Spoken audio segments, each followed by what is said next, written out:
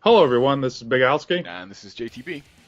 and we are doing the voice commentary for Al Hazard's Hard Karma Run on Ninja Gaiden Sigma. So we've been out of the loop for a little bit, a little rusty, at least I am. So he asked us to do this. We were happy to do it, so here we go. Yeah, it's always good to do this kind of stuff for videos. It adds a nice little, always adds a nice level of detail to them, because it's always good to watch a Karma run, but, you know, if you're new to the game, or, you know, you've never really played it for Karma, it's difficult to pick up on all the intricacies just by watching the video. You know, having someone to explain it is always handy. Now, that shuriken stun right there, all you got to do is jump back and press B. You have to time it properly, but you'll always be able to stun him and charge up your UT. This fight is a new one for Sigma. You know, those that watched, you know, Balbade's run or any of the others we've done, you'll notice, you know, this fight isn't in NGB or NG04, so this is a new one for Sigma, and it's pretty easy to get 2 UTs out of it, as he shows there, and then the rest of the chapter plays out as you would expect. Now, one of the things JTB and I are used to the Xbox, so we're used to, you know, X, Y, A, and B, so, you know, forgive us if we're not using square, triangle, and some of the other, yeah, what is it? Oh, the square, triangle, X, and circle. So yeah. Yeah, there you go. So like again, this strategy is pretty much the same from NGB. The one difference is that in Sigma, you do actually get quite a lot more enemies spawn in this second fight, and a lot of time too. You'll notice he is just using the general, you know, forward Y / triangle to launch them and get the follow-up UT. The one thing that is different in this game as opposed to Black is that the crows don't actually drop blue essence. So you could actually get a UT in the first fight, but because you wouldn't be able to chain a UT to this fight and, you know, not get 5 UTs, it's actually worth less points. So using just the ET method is actually the best way to do this.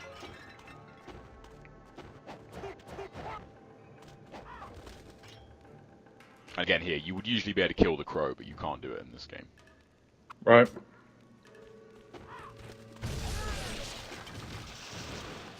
Now, looking at that time limit, it would actually be possible to get a UT there with chaining the essence from the previous fight. The downside to it, and no doubt why he does it, is that if that UT doesn't kill both of them, and it, you know, it's pretty unreliable for it to do so, then you'll fail the time bonus. So I do agree with just going for the safe ET there, because this is a pretty huge gauntlet of fights in Sigma. It's 9 fights in a row before the first save point, so there's a lot that can go wrong. I love that Fiend Sealer animation in Sigma. One of the good things about this game, like, they did kind of tune up a lot of the animations, and the Fiend Sealer one is awesome. Like, the way they move on the floor, it always looks so cool. Now, you will notice a lot of the same kind of strategies from Ninja Gaiden Black coming in. Like, you'll notice a lot of shurikens to stun them in the air. And would have been worth taking that hit there, like, looking at it, actually. If he'd have just took the hit, he would have been able to get the ET as well. But, again, it's only 2,000 points as opposed to what he gets out of the fight. But, yeah, you will notice a lot of the same things that come into play. Like, throughout the game, we will cover, like, a lot of the differences, but the kind of general execution and pattern is the same. Now there he did go for a forward Y into a follow-up UT, I believe.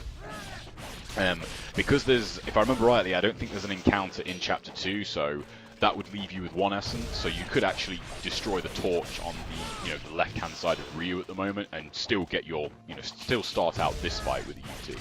And as you can see, he does finish with quite a lot of time here, so you could definitely get at least probably 1 more UT, but again, with the way the enemies move and the amount of health they have on hard, it is pretty tricky, as it doesn't take many hits from that UT to kill them.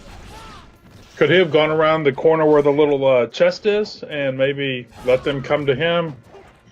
Yeah, he could have tried that, but again, like, the downside to that, just thinking about it, if 2 of them come at him, like, that's it. Like, both of them are dead. I would, if you are going to go for that, I would advise just trying to maneuver around them, you know, in the actual main area. You have more room to work with. I always like that stun on the shurikens. I think it looks really cool.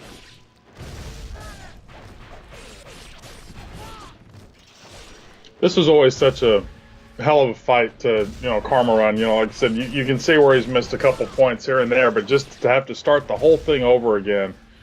Yeah. You know, it gets to the point where, man, do I want to go through all of that for an extra, you know, 10,000 points, you know, overall, or, you know, maybe even less.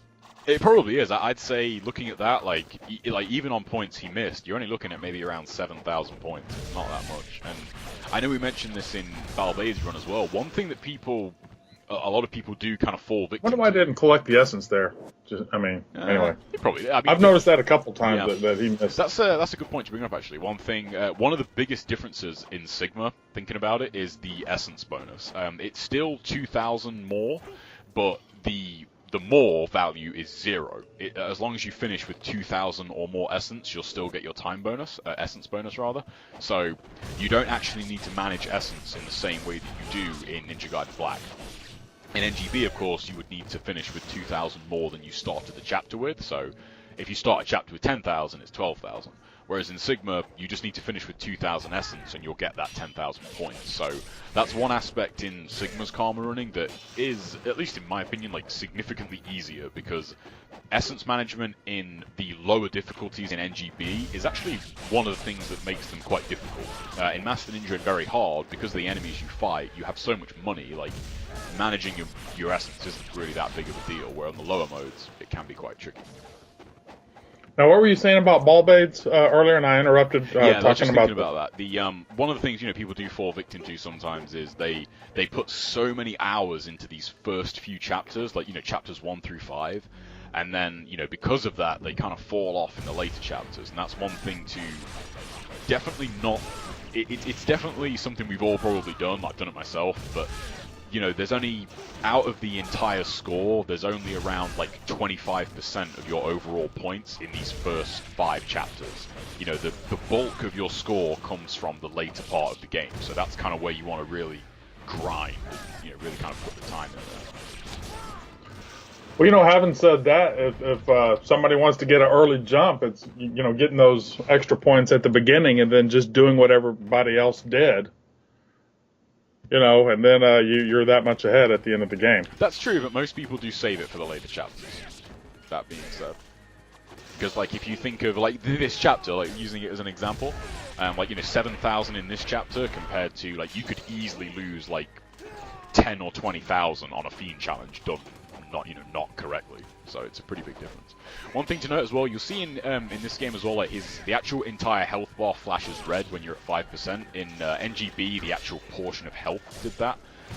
In Sigma, the entire bar does. The reason he's doing that is because white ninjas, in general, have a pretty high probability of dropping blue essence, and you can forward Y and get UTs out of Mirai. You don't have a lot of time in this encounter to do this, so it obviously makes the time limit it makes the fight a little bit harder, because you don't really have any margin for error. One hit and you're pretty much dead. But that would be the reason he's using this, so he can make them drop blue essence and get individual UTs on Mirai.